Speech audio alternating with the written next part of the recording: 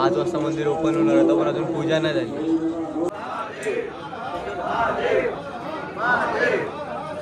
ते लिहिलं आहे एलोरा की गुफा आहे वीजच्या नुटीवरती शे. खूप सारे प्रॉब्लेम्स येतात मोटो ब्लॉगिंग किंवा ब्लॉगिंग करताना, पण ते प्रॉब्लेम्स फेस करताना पण पेशन्स ठेवायला लागतात. चांगलाच अनुभव येईल, असं नाही की तुम्हाला काही चुकीचं दाखवतात वगैरे. ते त्या फालतू गोष्टी बघण्यापेक्षा जे काही चांगलं असेल ते बघून तुम्ही त्याला लाईक शेअर करत जा. Hello everyone, good morning, welcome back to our channel Seed blogs.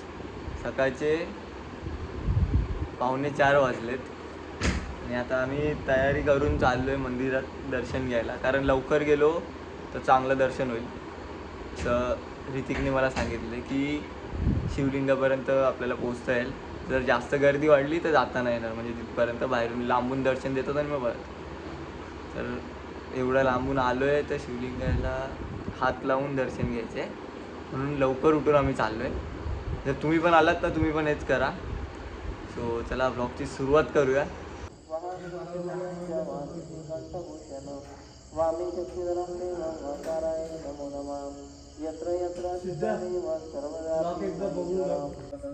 Eyes रस्त्यावरती चालतोय, कोणीच नाही आहे, कोणीच नाही. तिकडे मंत्र चालू आहेत, आवाज येतच असेल. दोघं आपले भाऊ मस्त लुंगी बिंगी घालून, कारण तिथे आतमध्ये टी शर्ट्स वगैरे अलाउड नाही आहेत जेंट्ससाठी. सो चला, खूप बरं वाटतं. खूप दिवसांनी एवढ्या लवकर उठलो आणि मंदिरात चाललो, ते पण 12 ज्योतिर्लिंगामधलं शेवटचं ज्योतिर्लिंग आहे, तिथे चाललो आहे. आता एवढे सगळे केलेत तर अजून बाकीचे पण जे आहेत, जे करायचे बाकी आहेत ते पण करायचा ट्राय करूया. बघू कधी होतात, पण करूया आपण. काहीच 5 वाजले, आम्ही बसलो आहे चौघजण इथे. प्रथमेश आणि ऐश्वर्या चुकून पुढे गेले, तर 5 वाजता मंदिर ओपन होणार होतं, पण अजून पूजा नाही झाली. पूजा वगैरे झाल्यावर डायरेक्ट दर्शनाला. आतमध्ये कॅमेरा अलाउड आहे की नाही माहिती नाही, बघूया.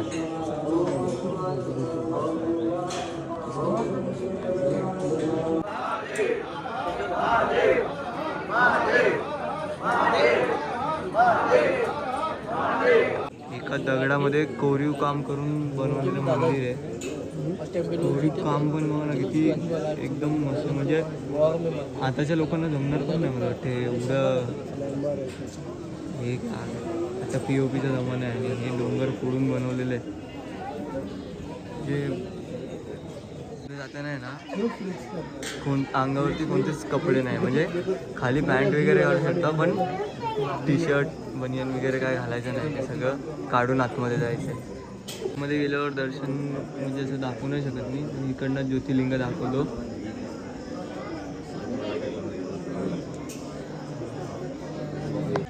कृष्णेश्वर मंदिराचं दर्शन करून झालं आहे शिवलिंगाच्या इथे.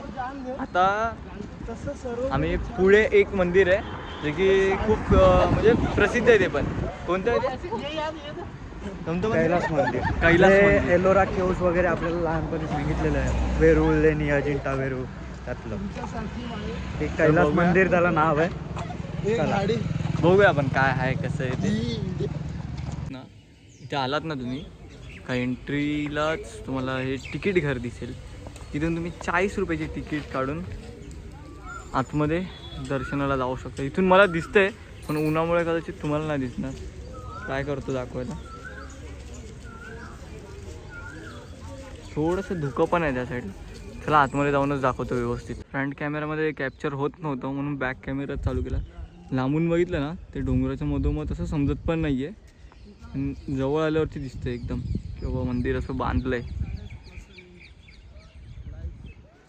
पूर्ण डोंगर आहे, कोरलेलं आहे ॲक्च्युली. हे लेणी आहे एक. ते हे जे ना कोरकाम म्हणजे जे असं नक्षीकाम केलं आहे जे, ते एवढं मस्त आहे ना.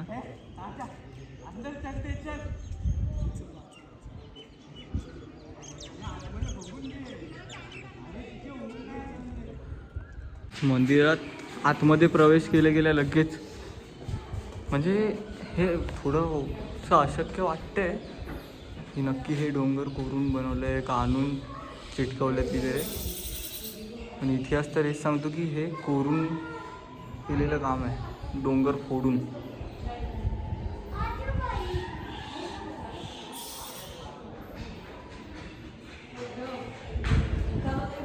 आणि ॲक्च्युली बघा इकडे आता माझं लक्ष गेलं, हा डोंगर दिसतोय.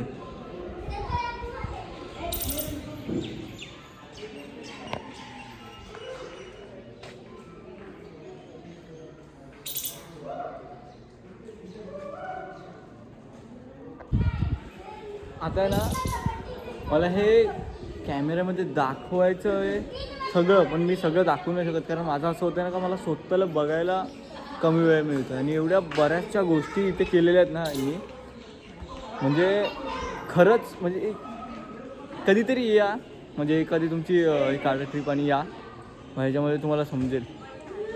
एक मिनटं, प्रथमेश काहीतरी दाखवतोय. प्रथमेश काहीतरी म्हणजे ही गोष्ट आपल्याला माहिती आहे सगळ्यांना, पण तो दाखवतोय पुन्हा.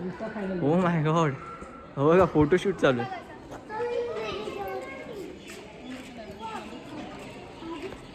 वाईड अँगलमध्ये दाखवतो.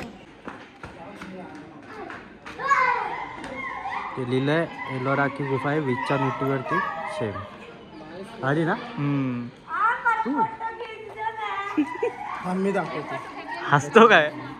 हे बघ मित्रांनो, हे बघा हे 20 रुपयाचं नोट बसतं आणि इथे लिहिलेलं पण आहे एलोरा केव्स स्थापित आहे समोर. अजून एक तर प्रथमेश काहीतरी दाखवतोय. काय दाखवलंयस? ऋतिक क्या हुआ? तुम्ही बघू शकता अच्छा उधर से फोटो निकल रहे हो. तिकडे एक आहे, हा हे काय पण तो प्रतीक आहे, मूर्ती आहे. अच्छा. ती जिवंत मूर्ती आहे. जिवंत मूर्ती आहे का प्रतीकची? वन ऑफ सॅडेस्ट मला वाटलं काहीतरी चांगलं सांगशील. One of सॅडेस्ट statue. हल्ला स्टॅच्यू हल्ला तुझा.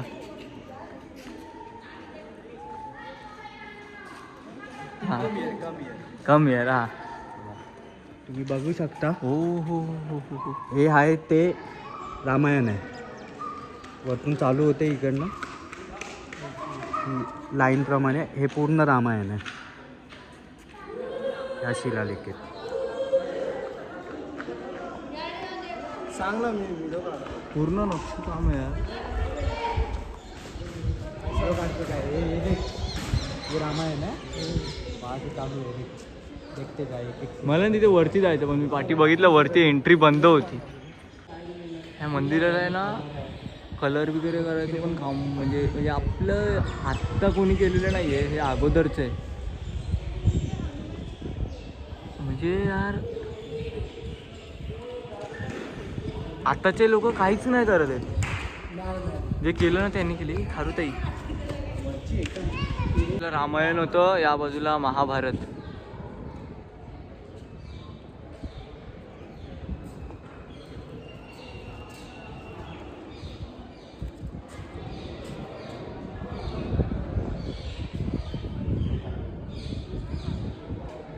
त्यांची जी अशी अवस्था झाली नाही तुटलं वगैरे, हे आता कोणी जोडू पण नाही शकत, त्यांना बनवू पण नाही शकत.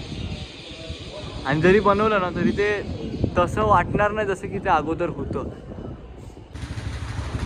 निघताना घरातून निघताना पण गाडीवरती बॅग लावायचं, इकडनं निघताना पण बॅग लावायची. आणि आता जायचं घरी.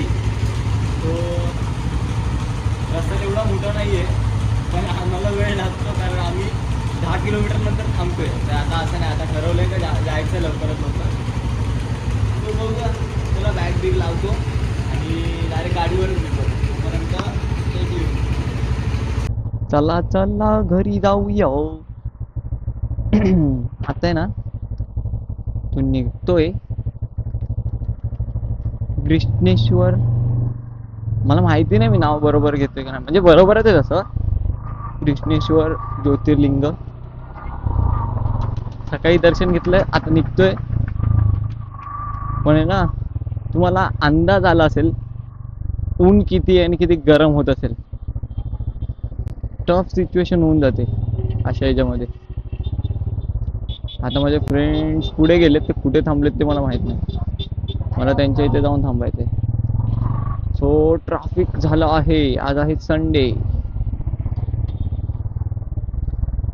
पुढे थांबलेच असतील, त्याचं काही नाही. पण मी असं वाटतंय रायडिंग जॅकेट घालून चुकी केली. दादा दादा मला जाऊ द्या दादा. Sorry sorry sorry. मंदिराच्या इथून बाहेर पडलोय, मला माझे फ्रेंड्स नाही दिसत आहेत. मला सोडून गेले. स्टील पुढे पुढे तरी काय माहिती, पण एवढं पुढे जात नाहीत. आता विसरले वाटतं मला मागे.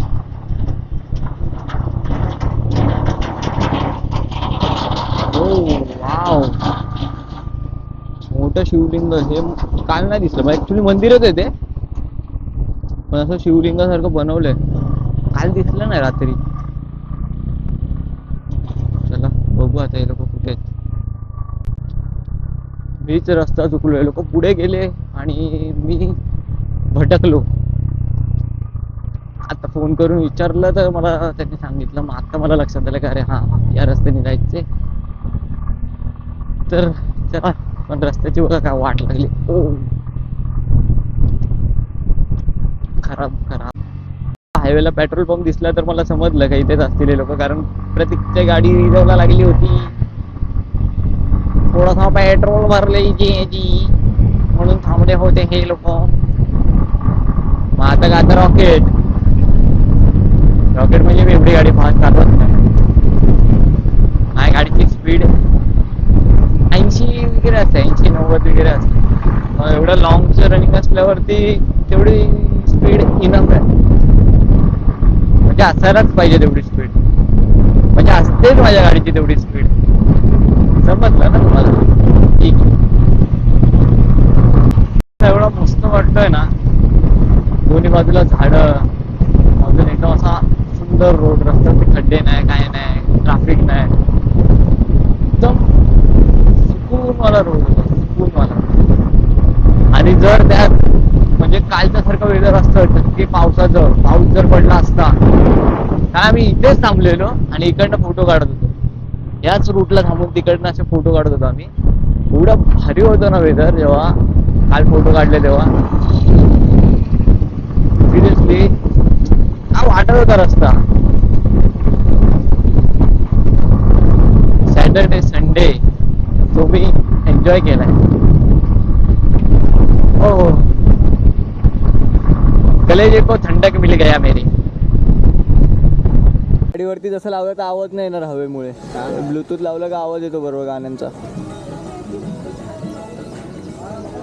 मी तेच म्हणून बोललो, कसला आवाज येतोय माहिती नाही. बोललो बघू. नाही ते टाईट आहे, मी बघितलं उतर. पण चैन लूज झाली होती मला असं वाटलं, म्हणून थांबलो. त्याला विचारलं, तो बोलला नाही एवढे लूज. पण बोललो नाही, मला आवाज येतोय तर तू करूनच दे. त्याने थोडंसं केलं. आता हळूहळू पुढे होतो, तोपर्यंत पाठून प्रथमेश वगैरे येतीलच. काहीच एक तर गरमी पिछा सोडत नाही, वरतून प्रॉब्लेम्स पिछा सोडत नाही. लगता है पूरी दुनिया भर का लगता है सब प्रॉब्लेम को जाऊ दे. माझं काहीतरी भलतंच होतंय, पण झालंय काय ते मेन पॉईंट आहे. मी तो सांगतो तुम्हाला. आपली ॲडव्हेंचर टायर फ्लॅट झालं, पंक्चर झाली गाडी, पंक्चर. काय ना काय होतंच आहे. येताना NS-125चा प्रॉब्लेम होत होता, आता हिचा प्रॉब्लेम झाला आहे. सकाळी माझ्या गाडीची चेन लूज झालेली. काय ना काय इश्यू आहेतच.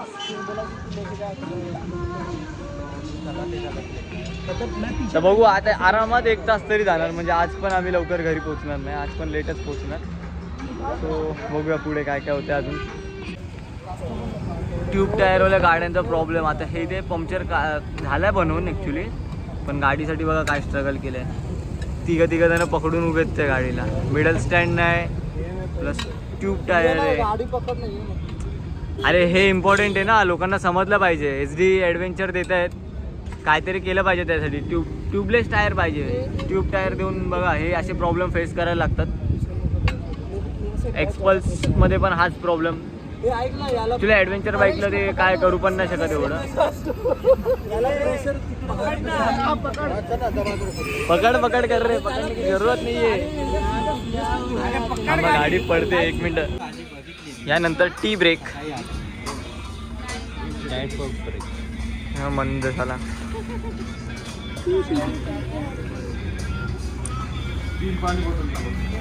क्या हुआ ऋतिक, कैसा लग रहा है अभी पंक्चर निकालने के बाद?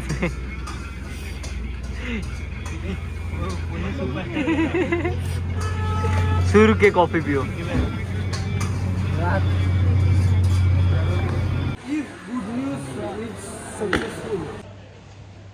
9:30 वाजले तरी आम्ही काय घरी नाही पोहोचत. आता एक लास्ट ब्रेक घेतला आहे कॉफीसाठी, कारण झोप येत होती. रात्री पण लेट झोपलो, सकाळी लवकर उठलो आहे. सगळ्या याच्यामध्ये थकवा खूप जास्त झाला आहे. गरमीमुळे अजून जास्त थकायला झालं आहे. सो एक लास्ट ब्रेक घेतला आहे आणि आता डायरेक्ट घरी. आणि काळोख झाला त्यामुळे बाईक सेटअपवरती काय दाखवत नाही आहे. सो बघू, त्या डायरेक्ट बिल्डिंग खाली पोचूनच ब्लॉगवरती बोलेल. काहीच 11:30 वाजलेत. आता पोचलो आहे बिल्डिंग खाली आणि गाडी पार्क केली. गाडीमध्ये मी पण बघितलं, माझ्या गाडीमध्ये एक खिळा घुसला आहे. तुम्हाला दिसतोय का? बघा, हा खिळा घुसला आहे. तर खूप सारे प्रॉब्लेम्स येतात मोटो ब्लॉगिंग किंवा ब्लॉगिंग करताना. पण ते प्रॉब्लेम्स फेस करताना पण पेशन्स ठेवायला लागतात, खूप संयम ठेवायला लागतो. आणि त्यानंतर चेहऱ्यावरती हसू आणून परत कॅमेऱ्यासमोर यायचं म्हणजे खूप खूप हार्ड आहे. खूप म्हणजे खूप स्ट्रगल आहे. सो जर कोणी पण असेल, तुम्ही ज्याचे पण ब्लॉग बघताय किंवा मोठो ब्लॉग बघताय, बघितल्यावरती एक लाईक नक्की करत जा. कारण एवढे सगळे प्रॉब्लेम्स आहेत. आता मी करतो आहे म्हणून मला समजतं आहे. तर तुम्ही पण जेव्हा राईड बीड जर तुमच्यापैकी कोणी करत असेल किंवा ट्रॅव्हल करायचा कोणाला शौक असेल, त्यांना नक्कीच माहिती असेल किती प्रॉब्लेम्स वगैरे येतात. सो प्लीज एक लाईक करत जा. व्हिडिओ पूर्ण बघा किंवा नका बघू. बघितलात तर त्याचाच फायदा आहे आणि तुम्हाला पण काहीतरी चांगलाच अनुभव येईल. असं नाही की तुम्हाला काही चुकीचं दाखवतात वगैरे. ते त्या फालतू गोष्टी बघण्यापेक्षा जे काही चांगलं असेल ते बघून तुम्ही त्याला लाईक शेअर करत जा. आणि आता मी माझा ब्लॉग इथेच संपवतो. Bye bye, good night.